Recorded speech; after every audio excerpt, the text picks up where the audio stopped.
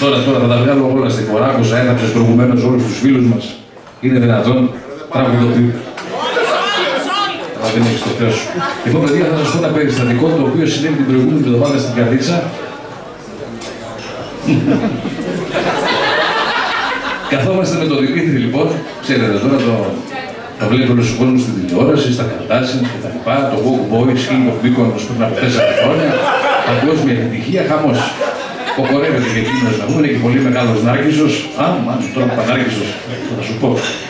Λοιπόν, κοκορεύεται. Καθώς καθόμαστε που λέτε, πίνουμε ένα καφέ στην πλατεία, ξαφνικά έρχεται μια κυρία μαζί με ένα κοριτσάκι και σμήνει από το χέρι, το κοιτάει.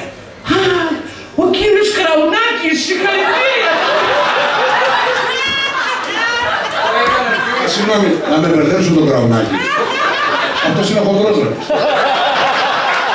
Τέλος πάντων. Έτσι. Δεν θα είναι μόνο αυτό, παιδιά. Θα σας πω τι τραβάω. Εδώ και 15 χρόνια που συνεργαζόμαστε με τον Δημήτρη, τι αγαμουστήτες, τι παραστάσεις, σε πάση περιπτώσει, θέατρα, ιστορίες, περιοδίες.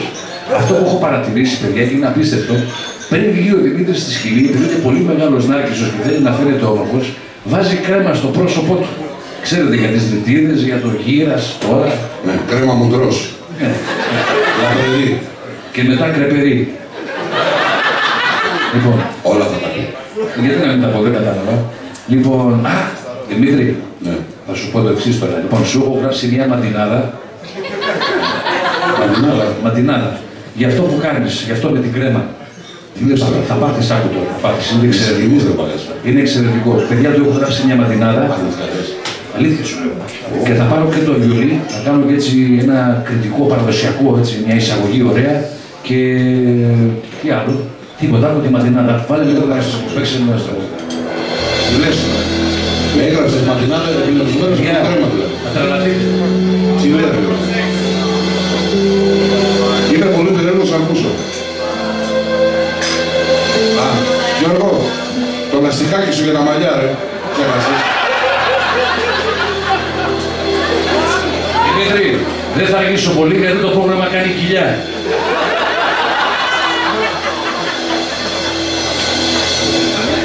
Είσαι έτοιμος. Είμαι όντως αυτιά.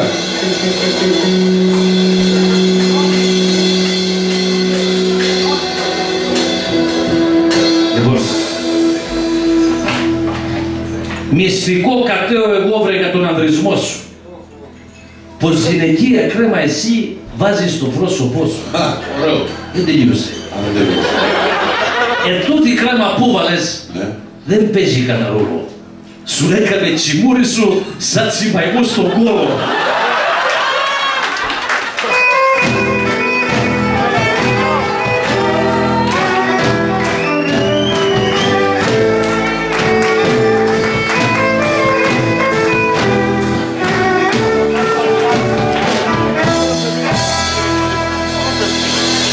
Τι έγραψα,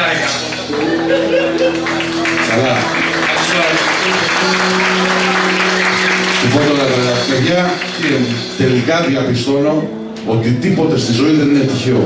Τι εννοείς? Να σου πω τώρα να τρελαθείς. Ναι. Πώς το λέει το κριτικό το εστιατόριο στην Αυρίου στην Αθήνα που πάμε και τρώμε. Το καπνισμένο τσικάλι. Καπνισμένο τσικάλι, εξαιρετικό. Το έχει ο φίλος μου ο Λευτέρης, ο οποίος είναι και λιράρης. Πηγαίνουμε παιδιά και πολύ συχνά, πήγαμε πριν μερικές μέρες και ο Γιώργος μεταξύ άλλων παραγγέλνει και μία μερίδα σαλικάρια. Χοχλιούς, τα λέμε παιδιά. Χοχλιούς μπουρμπουριστούς, ναι.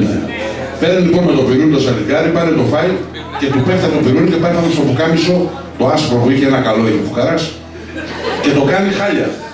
Το πιστεύεις ότι που εκεί εμπνεύστηκα μια ματινάδα και την αστυνομία. Τι λες τώρα? Δεν είναι τρομερό τώρα να τρέχεις, κοίτα. Άκου, Γιώργο. Θα ήθελα να ήμουν χοχλιός απάνω στο κορμί σου. Να γράφω με τα σάλια μου βράτε και χαμίσου.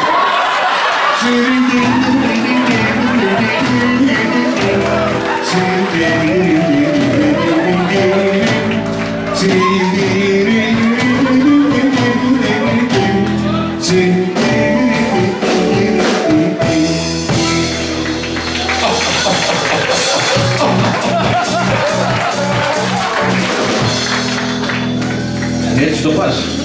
Λοιπόν, θυμάσαι το καλοκαίρι που ήμασταν στη Λίμνη Κερκίνη στο φεστιβάλ και παίξαμε. Με τα κουβάλια ακριβώς. Δεν θα το πιστέψεις.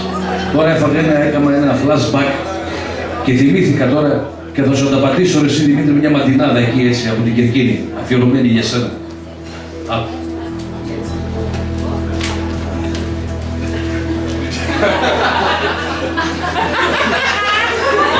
Σαν ήσουν μάνα μου μικρός, έπεσες μες στη χύτρα. Στο μάχη είχες να χωρεί 45 κίτρα. Και τώρα που μεγάλωσες, μυαλό δεν έχεις βάλει. Τα πάντα όλα εσύ τα τρως και έγινες βουβάλι.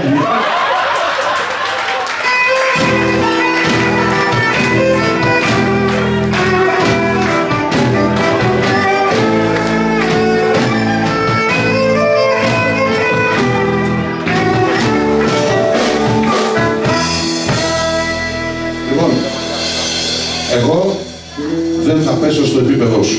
Ναι. Σαν μεγαλύτερος, θα σου δώσω μια συμβουλή μέσα από μια ματινάδα, την οποία σκέφτηκα τώρα. Και εσύ, αν θέλεις, κράτησέ την, πέταξέ την, είναι δικό σου θέμα, δεν ξέρω τι θα κάνεις. Όπου ρε τα αυτόν και τα πετρελαίνουν. Άκου, θα βάλω και εγώ κριτική προφορά. Είσαι μεγάλος μουσικός και βιολιστής σπουδαίος και όλες τις εμφανίσεις σου χειροκροτούν με δέος. Μα αν πας να παίξεις στα σφατσιά, στα ανόγια, ψιλορίτη, θα πας με αυτό το όργανο που δεν είναι από την Κρήτη. Γιώργη, τη λύση σου έχω εγώ στο πρόβλημα ετούτο. Βάλ' το βιολί στο κόλο σου και πάρε ένα λαούτο.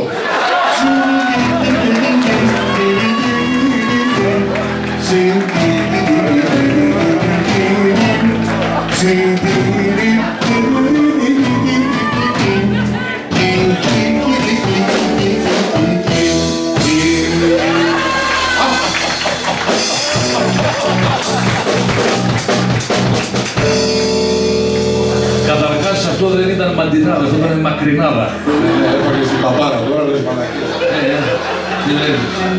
Λοιπόν παιδιά θα το απαντήσω με μια μισή μαντινάδα. Τι λες μωρέ, υπάρχει μισή μαντινάδα. Εγώ την έχω σκεφτεί, εγώ την έχω εφεύρει. Λοιπόν, μισή μαντινάδα παιδιά και θα τον αποστομώσω, να τον τελειώσω εδώ. Θα πάθει τη ζημιά τώρα, ακούστε. Θα γίνει χαμός. Κι αν είσαι μάτια μου χοντρός, καθόλου δεν εμένει. Μα καθόλου.